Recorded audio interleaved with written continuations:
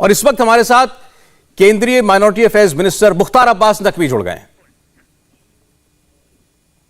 कर्नाटक में हिजाब को लेकर जो कंट्रोवर्सी उठी है, जो विवाद उठा है, वो इस कदर बढ़ गया कि अब हाईकोर्ट की बेंच उसको लार्जर बेंच के तहत भेज रही है।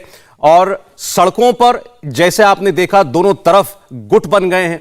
एक तरफ वो लड़कियां हैं जो बुर्का पहनकर प्रोटेस्ट कर रही हैं, स्कूल में जाना चाहती हैं। दूसरी तरफ भगवा गमछा डाले वो लड़के हैं, वो प्रदर्शनकारी हैं जो कहते हैं कि शिक्षण संस्थाओं में ये सब नहीं चलेगा। मामला अब केवल कर्नाटक का नहीं रह गया है, बल्कि इसमें दिल्ली में बैठे तमाम पॉलिटिकल पार्टीज घुस चुकी हैं। असदुद्दीन ओवैसी इस पर रिएक्ट कर चुके हैं और अब तो पाकिस्तान भी रिएक्ट कर चुका है।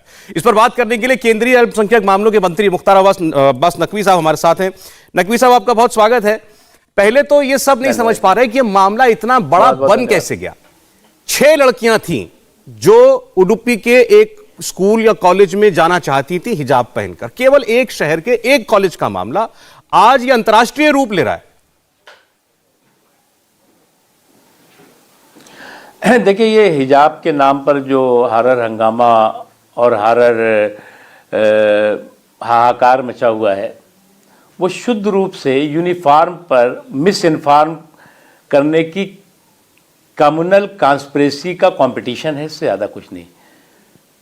और यूनिफॉर्म पर मिस इन्फॉर्म करने का जो कम्युनल कॉन्स्पिरेसी का कंपटीशन है, उसका नतीजा है कि आज कई लोग जो है इसके बारे में उनको गलत जानकारियाँ मिल रही हैं।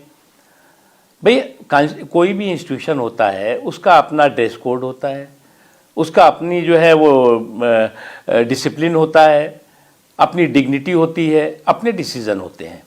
तो ड्रेस कोड हो, डिसिप्लिन हो, डिग्निटी हो, डेकोरम हो और उसके डिसीज़न हो, ये उसके अपने डिसीज़न हैं। और सवाल यहाँ ये नहीं पैदा होता कि आप जो है वो इस मुद्दे को किस तरह से जो है वो दुनिया में भारत को बदनाम करने की कोशिश में लगे हुए हैं। इस मुद्दे के नाम पर अभी तो 2-3 दिन पहले मैंने देखा, 2 दिन पहले जैसे ही शुरू हुआ, कांग्रेस पार्टी के एक बहुत बड़े नेता, जो बड़े नेता ही हैं परिवार के, उनके राहुल गांधी साहब, अब वो गए थे गंगा जी नहाने, उनके गले लग गया हिजाब। अब वहाँ पर हिजाब पे भाषण करने लगे थे वो। उसके बाद आज जो है वो प्रियंका गांधी जी का उसी तरह का ट्वीट आ गया, बयान आ गया। और उसी के साथ साथ जो है उन्हीं के पीछे पीछे जो है वो पाकिस्तान का भी बयान आ गया। तो ये भारत बैशिंग ब्रिगेड की, भारत को बदनाम करने की साजिशी सनक का कि एक कमाल की जुगलबंदी है। कई मौक़ों पर ऐसी जुगलबंदी देखी गई है। अब जुर्म के जंगल में बैठ करके और पाकिस्तान हमें प्रवचन दे अल्पसंख्यकों के बारे में, जहाँ पर अल्पसंख्यकों का कत्लेआम हो रहा हो। हमारा देश वो है जो बंटवारे में के समय जो है वह यहाँ पर जो है वो लगभग 7.5-8% अल्पसंख्यक हुआ करते थे, आज 22% हैं। पाकिस्तान में 23-24% हुआ करते थे, आज 1.5% के इर्द गिर्द रह गए हैं। तो मुझे लगता है कि जी नकवी साहब, मैं पाकिस्तान में जिस उनके तो विदेश मंत्री ने तक रिएक्ट कर दिया, उस पर मैं आऊंगा बाद में। पहले जो अभी आपने बुनियादी बात कही, भाई झगड़ा क्या, झगड़ा यही है कि वो लड़कियां जो है चाहती हैं कि हम क्लासरूम में अपने कॉलेज में जो है हम हिजाब पहनकर जा पाएं। कई वो तो बुरखे में भी, जो लड़की कल जिसको वीडियो वायरल हुआ वो तो बुरखे में अंदर एंटर कर रही थी। खैर, आपने कहा ये पहला हक उस इंस्टीट्यूशन का है कि वो क्या ड्रेस कोड लागू करेगा। वो स्कूल या कॉलेज जो यूनिफॉर्म बताएगा वो सबको माननी पड़ेगी। तो इसमें वो लड़की अगर ये कहती है कि मेरा ये मौलिक अधिकार है जो मुझे संविधान ने दिया है कि मैं क्या पहनूं, ये मुझे आप नहीं बता सकते, ये मैं तय करूंगी, तो ये उसके आड़े नहीं आता। मैं एक बात बताऊं आपको, आज मुझे एक बहुत आश्चर्य हो रहा था। कांग्रेस पार्टी की एक लीडर हैं, लड़की हूँ लड़ सकती हूँ वाली, उन्होंने दिया कि चाहे कोई जीन्स पहन के जाए, कोई बिकनी पहन के जाए, कुछ कोई पहन के जाए। ज़रा उनसे कहिएगा कि किसी मदरसे में वो जीन्स पहना करके और भेज दें किसी बच्ची को, पता लग जाएगा उनको कि ये जो है वो समानता और स्वतंत्रता क्या होती है। अरे मुझे देखिए, सोच और साथ ही साथ जो है समझ पर फ़र्क होता है। जहाँ तक सवाल है नज़र और नज़रिए का, तो मुझे तो जिस वक्त वो लड़की अल्लाह अकबर कह रही थी और जो बच्चे जय श्री राम कह रहे थे, मुझे गर्व हो रहा था मेरे हिंदुस्तान पर। मेरे हिंदुस्तान पे गर्व हो रहा था कि बच्ची कह रही थी अल्लाह अकबर मानी ईश्वर महान है, बच्चे कह रहे थे जय श्री राम यानी भगवान राम महान है। गॉड इज ग्रेट, ये मेरे देश में ही हो सकता है, मेरे देश की संस्कृति और संस्कार का ही हिस्सा हो सकता है। पड़ोस में जरा ये कह के कोई देख ले। नकवी साहब, क्या लेकिन होगा? नकवी साहब फर्क इतना है कि ये गर्दन वो काट दी लड़की और जाती वो है। लड़के ये एक तो साथ नहीं थे, इसलिए ये जो आमने है सामने थे। नकवी साहब वो आमने सामने थे, वो एक दूसरे को जवाब दे रहे थे। जय श्री राम का जवाब अल्लाह अकबर दिया जा रहा था। मैंने तो वीडियो देखा है, आमने सामने किसी के साथ कोई बदतमीजी नहीं कर रहा था, किसी के साथ कोई मतलब जिसे गलत व्यवहार नहीं हो रहा था, और वो खुलेआम कह रही थी। एक इशू है, हमने कहा ना नजर और नजरिए का फर्क है। कई लोग उसको दूसरी नजर से देखेंगे, कई लोग इनाम बांट रहे, घोषित कर रहे हैं। ये वो लोग हैं जो लोग की एजुकेशन में बच्चियां आए। हम जब 5.5 करोड़ मोदी जी ने स्कॉलरशिप दे दी, उसमें 5.5 करोड़ में लगभग 60% बच्चियों के एजुकेशनल एम्पावरमेंट के लिए दी, तब किसी ने नहीं पूछा। जब शादी की उम्र की बात आई तो यही जो अभी तमाम सिंडिकेट खड़ा हो गया है, कहता था ये लड़कियां तो आवारा हो जाएंगी अगर शादी की उम्र जो है वो आपने बढ़ा दी तो, बच्ची रहे तभी शादी कर दो। जब 3 तलाक की कुरीति कुप्रथा पर बात आई तो यही जो सो कॉल्ड साजिशी सिंडिकेट है, इसने तमाम तरह के सवाल खड़े कर दिए थे। मेरा ये सवाल नहीं है, सवाल ये है कि भैया जो अच्छा लगे उसे अपना लो, जो बुरा लगे उसे जाने दो। अगर आपको लगता है कि आपको वो उस इंस्टीट्यूशन का ड्रेस कोड सूट नहीं करता, मैं बचपने में आप भी गए होंगे, हम भी गए होंगे, सभी लोग एक ड्रेस कोड होता है। अब उस ड्रेस कोड को जो है हम कहेंगे जी हम तो जो हम चाहेंगे पहन कर आएंगे, जंगिया पहन के आएंगे, हम जो है वो लुंगी पहन के आएंगे, हम जो है वो बनियाइन पहन के आएंगे, और तुम्हें हमारा ये जो है वो संवैधानिक अधिकार है कि हम आने। तो भैया हमारा संवैधानिक अधिकार है तो उस इंस्टीट्यूशन का भी संवैधानिक अधिकार है कि क्या ड्रेस कोड हो, क्या डिसिप्लिन हो, क्या डेकोरम हो। अरे भाई ऐसे देश थोड़ी चलेगा। इसलिए मुझे लगता है कि ये जो किसी भी रूप में भी जो है वो हिजाब पर हॉरर हंगामा और हॉरर शो हो रहा है, वो शुद्ध रूप से देश की संस्कृति, देश के संस्कार और देश की सहिष्णुता के खिलाफ साजिशी सनक से भरा हुआ है, इससे ज्यादा कुछ नहीं है। अच्छा, इसके काउंटर में एक तर्क मैं कल से सुन रहा हूं, हम लोग भी प्रोग्राम कर रहे थे तो बहुत सी मुस्लिम महिलाओं ने एक पूछा हमसे कि ये बताइए जब हमारे सिख भाई जो हैं वो बच्चे जो होते हैं वो पगड़ी पहनकर जाते हैं बचपन से ही, वो केश बड़े होते हैं उनके, वो पगड़ी पहनते हैं, तब तो कोई स्कूल कॉलेज उनको मना नहीं करता, कोई नहीं कहता कि भाई आप अपनी धार्मिक प्रतीक चिन्ह लेकर के नहीं आ सकते हैं। ये मुसलमान लड़कियों के साथ क्यों हो रहा है? तो सवाल वहां ये उठा कि क्या सिखों की तरह उनका तो धर्म में निहित है, उनका धर्म में निहित है कि वो कैसे रहेंगे, क्या पहनेंगे, कैसे दिखेंगे। क्या इस्लाम में ये हिजाब, नकाब, बुर्का ये उतना इंटीग्रल पार्ट है? मैं आपको एक बात बताऊं, मैं कोई इस्लामिक विद्वान तो हूं नहीं, लेकिन मैंने एक बात आपसे ये कही कि जो लोग सिखों के साथ जोड़ रहे हैं, सिखों के टर्बन के साथ या सिखों के जो ड्रेस के साथ जोड़ रहे हैं, सिख जो है वो उनका जो पगड़ी है वो पगड़ी रहेगी, लेकिन जो ड्रेस कोड है वही ड्रेस कोड पहन के उस स्कूल में या उस कॉलेज में या इंस्टीट्यूशन में जाते हैं। वो ड्रेस कोड नहीं बदलते। वो नहीं कहेंगे कि जी हमारा ड्रेस कोड ये है इसलिए हम जो है वो पूरा के पूरा जो धार्मिक ड्रेस कोड है वही पहन के जाएंगे। एक चीज।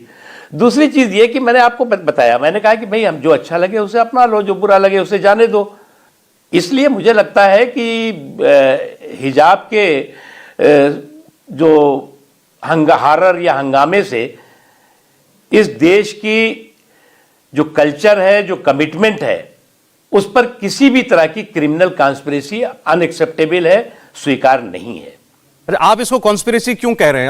आपकी नजर में इसके पीछे क्या साजिशन कोई है, कोई शख्स है, कोई ऑर्गेनाइजेशन है, कुछ लोग हैं जो भड़का रहे हैं इसको? अच्छा, आपने बताया कि दो तीन बच्चियों का ये बात थी। उसके बाद एक कांग्रेस पार्टी के बड़े नेता का बयान आ जाता है उसके ऊपर। उसके बाद फिर दूसरी कुछ पार्टियों का बयान आ जाता है। फिर उसके बाद जो है वो ट्विटरबाजी शुरू हो जाती है। उसके बाद जो है वो सोशल मीडिया पर जो है वो फेक एंड फैब्रिकेटेड किस्से कहानियाँ गढ़ना शुरू हो जाता है। और उसके बाद वो लोग जो लोग कि कभी भी इन बच्चियों की हिफाजत के लिए बाहर नहीं निकले, आज उनके हिजाब के लिए बाहर निकलते हुए दिखाई पड़ रहे हैं कि हम 5 लाख देंगे, हम 4 लाख देंगे, आप हिजाब पहन के जाओ। उसके बाद उसी पे पाकिस्तान का तड़का लगता है। तो ये सारी चीजें क्या दिखाई पड़ती हैं साहब? ये कोई सामान्य सी घटना नहीं है कि इतनी जुगलबंदी जो है वो एकदम से धड़ धड़ धड़ धड़ धड़ हो रही है।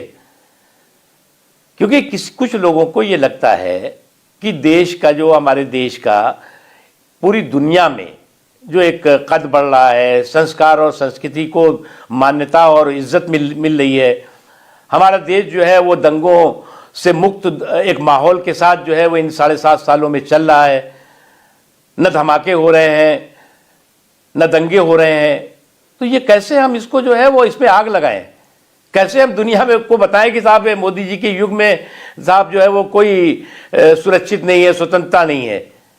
और ये इसकी चीज है। मैं आपको तो टाइमिंग बता रहा हूं ना, आप देख लीजिए ना, मैं तो उसको कुछ आपको कहने की जरूरत नहीं, आप निकाल के देखेंगे कि टक टक टक आपको पता लग जाएगा कि इसको हवा कैसे दी गई, और हवा दे करके इस आइसोलेटेड घटना को एकदम इंटरनेशनल घटना कैसे। अच्छा ठीक है, इन लोग आपने ऐसा नहीं पहली बार हो रहा है, आपको याद होगा वो सारे बयान गिनाए जो कि आपको लगता आपके मुताबिक इस मुद्दे को हवा दे रहे हैं। मेरा सवाल जो मैंने पहले भी आपसे किया, वो जो काउंटर मोबिलाइजेशन हुआ था, ये मामला विवाद आज पूरे प्रदेश में इसलिए है क्योंकि अब दो तरफ के लोग आमने सामने खड़े हैं। अब एक शहर का मामला नहीं रह गया। वो काउंटर मोबिलाइजेशन कैसे हुआ? वो नेचुरल था या उसके पीछे भी कोई था? आप ये कैसे कह सकते हैं कि दो तरफ के लोग आमने सामने खड़े हुए हैं? मैंने एक शब्द कहा आइसोलेटेड, आपने शुरू में कहा 2-1 बच्चियों का मामला था, और उसी स्कूल में जो अन्य उसी समाज की बच्चियां हैं वो पढ़ भी रही हैं। उन्होंने कोई हिजाब की जो है वो बंदिश लगाई नहीं कि साहब हम हिजाब पहन के ही तब क्लास में जाएंगे, पढ़ रही हैं वो। उसके बाद ये 1-2 इस तरह की घटनाएं होती हैं, घटनाओं को बाद जो है वो हवा दी जाती है, हवा दे करके उसको तूफान में बदलने की कोशिश होती है। उसके बाद नेशनल और इंटरनेशनल रिएक्शन शुरू हो जाते हैं। तो मुझे क्या लग रहा है कि ये कहीं ना कहीं एक बहुत ही सोची समझी सुनियोजित साजिश के तहत देश को नुकसान पहुंचाने का नहीं, बल्कि एक समाज को मुख्य धारा की शिक्षा से आइसोलेट करने की का साजिशी कंपटीशन है, एक क्रिमिनल कंपटीशन है। और इससे हमें संभल के रहना है, सुधर के रहना है। लेकिन नकवी साहब, इसका फायदा कैसे उठाया जाता है? जैसे अभी आप कह भी रहे थे, पाकिस्तान के विदेश मंत्री शाह महमूद कुरैशी वो इसको एक बड़ा मुद्दा बनाना चाह रहे हैं। वो कह रहे हैं कि भारत में जो मुस्लिम महिलाओं के साथ हो रहा है, उनको नकाब पहनने की इजाजत नहीं दी जा रही है, ये उनके मौलिक अधिकारों का हनन है, और इसके साथ साथ उनको टेरराइज करने की कोशिश है, ये उनका शब्द है। और हिंदुस्तान में मुसलमानों का घेटवाइजेशन होता दिख रहा है, ये शुरू हो गया है। देखिए, पाकिस्तान जुल्म और जुर्म के जंगल में बैठ करके भारत को प्रवचन दे, इससे ज्यादा शर्मनाक बात पाकिस्तान के लिए हो नहीं सकती। नकवी साहब, मामला तो अब अदालत में है, अब अदालत इस पर फैसला करेगी, लेकिन कुछ लोगों का कहना है कि ये बिल्कुल एक फिजूल किस्म का विवाद है जो हमारे देश में खड़ा हुआ है। कुछ लोग कहते हैं नहीं, इन मुद्दों पर बात होनी चाहिए। आपकी क्या राय है? देखिए, मैं मानता हूं, जो आपकी बात से मैं सहमत हूं। ऐसा है, ये हिजाब का जो हारर हंगामा है, ये शुद्ध रूप से देश के जो कल्चर को पर क्रिमिनल कॉन्स्पिरेसी की मानसिकता से, मेंटेलिटी से भरा हुआ है कि कैसे देश की कल्चर को, देश के कमिटमेंट पर कम्युनल कील ठोक दो, और उसमें कभी हिजाब आ जाएगा, कभी कुछ और आ जाएगा, कभी किसी तरह के और, कभी आ जाएगा असहिष्णुता हो गई, सहिष्णुता हो गई, कभी कुछ कहा जाएगा, कभी अवार्ड वापसी। ये तो बीच बीच में जो है वो कंपटीशन चलता रहता है। जब कंपटीशन और इस तरह की साजिश और सनक वाले थक जाते हैं तो कुछ देर बैठ जाएंगे, फिर एक मुद्दा लेकर आ जाएंगे, और देखते हैं बड़े बड़े जो है वो इस तरह के सिंडिकेट के लोग हैं जो निकल पड़ते हैं कि साहब अब तो देश, दुनिया खतरे में, मानवता खतरे में आ गई है। अरे देश में, इस देश में मानवता भी सुरक्षित है, समाज भी सुरक्षित है, संस्कार भी सुरक्षित है, और अल्पसंख्यक भी सुरक्षित है। किसी को हमें ज्ञान देने की जरूरत नहीं है, किसी को हमें प्रमाण पत्र देने की जरूरत नहीं है। और जो लोग इस तरह की हरकतों में शामिल हैं, उनके चेहरे भी बेनकाब होंगे, आप फिक्र मत कीजिए। नकवी साहब, बहुत बहुत धन्यवाद आपका इंडिया टीवी को समय देने के लिए, इस मुद्दे पर हमसे बात करने के लिए, और खासकर पाकिस्तान को एक आईना दिखाने के लिए। बहुत शुक्रिया। इंडिया टीवी हर वक्त हर जगह डाउनलोड करने के लिए सर्च करें India TV news Google play store या ऐप स्टोर पर।